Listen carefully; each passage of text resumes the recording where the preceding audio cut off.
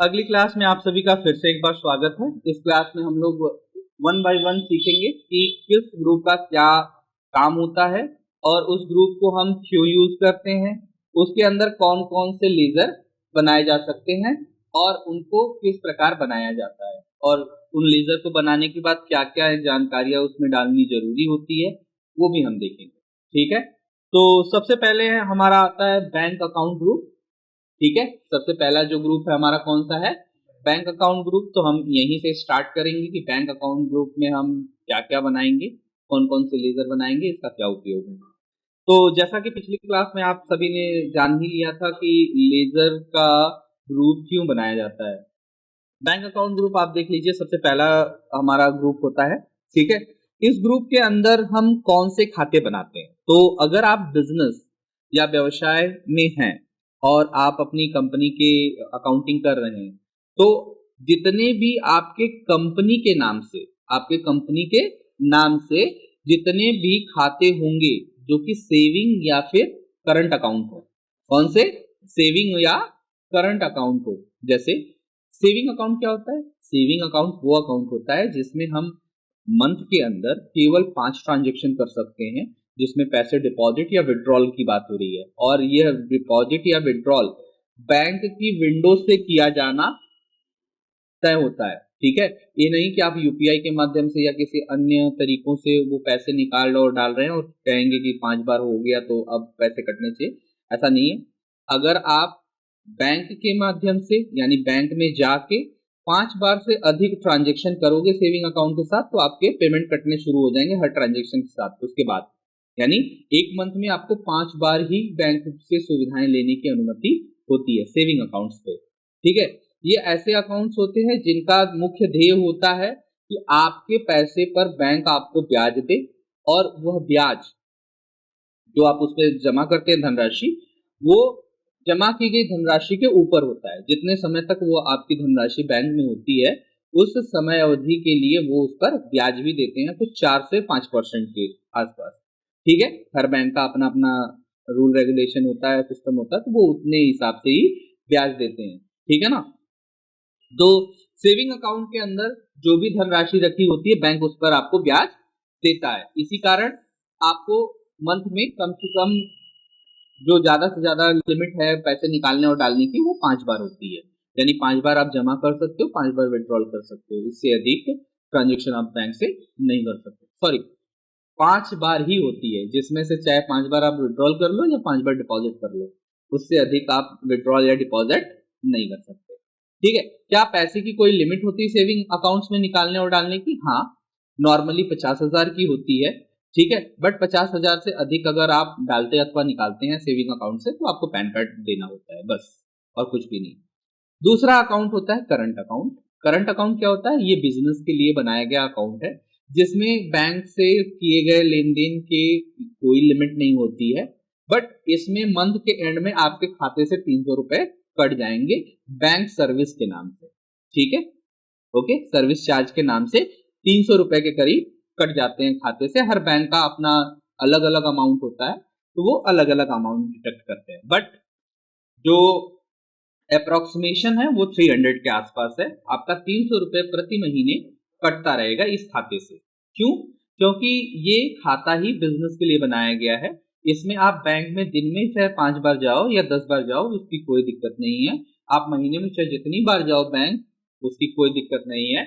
चाहे आप पैसे जमा करो अथवा निकालो, उसकी भी कोई दिक्कत नहीं है। हाँ, इस पे एक चीज नहीं होता, वो ये है कि आपको खाते पर कोई भी क्या नहीं मिलेगा? इंटरेस्ट नहीं मिलेगा। जो भी धनराशि आपके खाते में जमा होगी, इस खाते के ऊपर कोई भी आपको धनराशि पे इंटरेस्ट नहीं मिलेगा।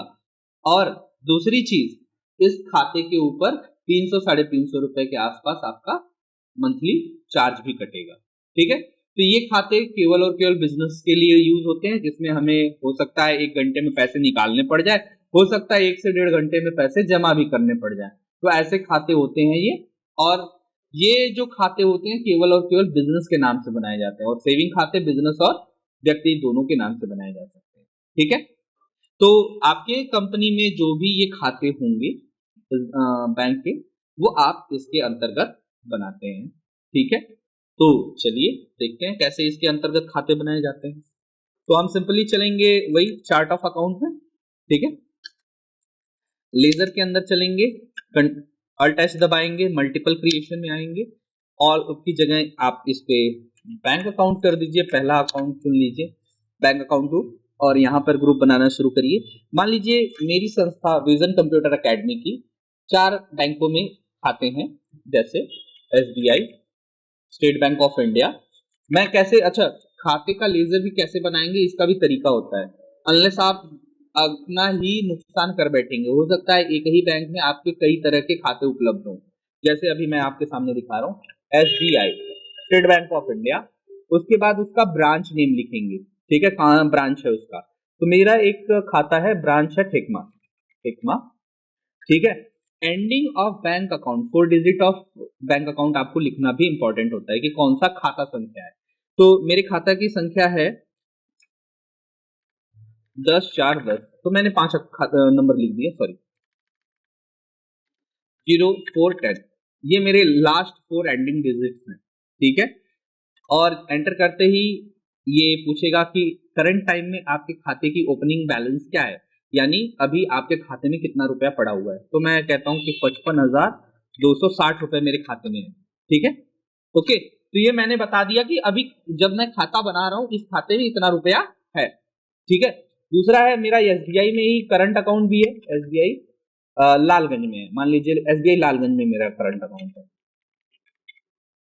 ठीक है, और उसका एंडिंग क्या है 2546, ठीक है, उसका सॉरी उसका एंडिंग क्या है 2546। इस खाते की ओपनिंग बैलेंस कितनी है 12523, ठीक है, इतनी इसकी ओपनिंग बैलेंस है, ठीक है। तो भाई आप जो भी है ऐड कर दीजिए। मान लीजिए अगला खाता मेरा स्टेट बैंक ऑफ इंडिया में ही है, लालगंज में ही है, और वो भी सेविंग अकाउंट है। सॉरी, मैं तो ये बता ही नहीं रहा कि सेविंग अकाउंट है या करंट अकाउंट है, आप इसको भी लिख सकते हो, इसमें मेंशन कर सकते हो। चलिए वो अल्टर करते वक्त कर सकते हैं, नहीं चलिए अभी कर देते, सॉरी अभी उसको गड़बड़ करने से अच्छा है अभी कर लेते हैं। एंड बटन दबाएंगे तो आप आखिरी में आ जाएंगे, आप उसके साथ लिख दीजिए सेविंग, ठीक है, ये सेविंग अकाउंट है मेरा, ठीक है। दूसरा इसमें मैं एंटर करके एंड में जाऊंगा, ये मेरा क्या है करंट अकाउंट है, ठीक है। इस तरह से आप खाते बनाओगे तो आपको कभी गलती से भी कोई गलती आपके साथ नहीं होगी। यानी गलती से गलती क्या हो सकती है, जैसे आप किसी के साथ पेमेंट वगैरह कर रहे हो तो आपने SBI तो टाइप किया, उसके बाद आपने करंट से करने की वजह सेविंग से कर दिया, और चेक बना के किसका दे दिया, करंट का दे दिया। तो जब आप बैंक का बिल बुक निकालोगे जिसमें ट्रांजेक्शन स्टेटमेंट होता है, और मंथ एंड में जब मिलाने लगोगे तो बहुत ज्यादा डिफरेंस दिखाने लगेगा, और उसके लिए आप परेशान होगे, फिर जाके वो सारी चीजें सेटल करोगे। तो यहाँ पे सीधा सीधा सामने लिखा हुआ है, तो आप वो खाता चुनने से पहले ध्यान से पढ़ पाओगे कि ये कौन सा खाता है, और इससे मैं किस वाले खाते के चेकबुक से मैं ट्रांजेक्शन कर रहा हूँ, या किस खाते से मैं ट्रांजेक्शन कर रहा हूँ, ठीक है। ये भी आपका श्योर शर्ट रहेगा, ठीक है जी। तो इस प्रकार आप आगे बढ़ सकते हो। अगला खाता, अगला बैंक मेरा फिर से SBI है, और वो भी लालगंज है, ठीक है। इसका मेरा जो एंडिंग है ये है, और ये भी क्या है सेविंग अकाउंट है, ठीक है। हालांकि नया रूल ये है कि आप एक ही बैंक में एक जैसे 2 खाते नहीं खोल सकते, यानी आप सेविंग अकाउंट जो है आपका वो एक ही बैंक में 2 बार नहीं खोल सकते, भले ही ब्रांचेस अलग अलग क्यों ना हो, ठीक है, ऐसा आप नहीं कर सकते। तो ऐसा हो सकता है, बट पुराने जितने भी खाते हैं वो चल रहे हैं। तो मान लीजिए मेरा पुराना खाता था तो वो चल रहा है, ठीक है। तो इसका भी ओपनिंग अकाउंट बैलेंस आप बता सकते हो, ठीक है, ओके। तो इसी के साथ आप सीख जा रहे हो क्या कि कैसे आप sorry, कैसे आप मल्टीपल खाते बनाओगे एक साथ, ठीक है। बट क्या आप यहां से खाते बनाओगे तो बैंक का फंक्शन पूरी तरह से अप्लाई कर पाओगे आप अपने खाते पे? नहीं, क्यों? क्योंकि इसके जो डिटेल्स होते हैं वो आप सिंगल सिंगल लेजर से ही बना के फिल कर सकते हैं। चलिए वो अल्टर में हम आपको सिखाएंगे। हमने इसको एक्सेप्ट कर लिया, तो ये देखिए 3 खाते जो हमारे थे, 3 लेजर जो हमारे बैंक अकाउंट के हैं वो हमारे बन गए हैं। ठीक है, अब हम इससे बाहर आते हैं, हम चलेंगे अल्टर के अंदर और इन लेजर्स को सुधारेंगे। लेकिन कैसे, देखिए कुछ ऐसे, हम पहले वाले पे जाते हैं और एंटर करते हैं। एंटर करते ही देखिए पहले तो ये बैंक अकाउंट ग्रुप जो हमने चुना हुआ था वहां पे ऑलरेडी वैसे ही आ रहा है। दूसरी चीज है कि खाते का जो नाम होगा या अकाउंट होल्डर का नाम होगा वही होगा जो कंपनी का नाम होता है। फिर उसके बाद आपको यहाँ पे अपना पूरा अकाउंट नंबर लिखना होता है। ठीक है, अब डिटेल तो फिल करोगे ना, डिटेल फिल करोगे तो कैसे करोगे, मान लीजिए यहाँ पे अकाउंट नंबर हमारा था, ये कौन सा वाला चुना हुआ है, ओके, तो हम इसको अल्टर कर रहे हैं। देखिए अकाउंट नंबर,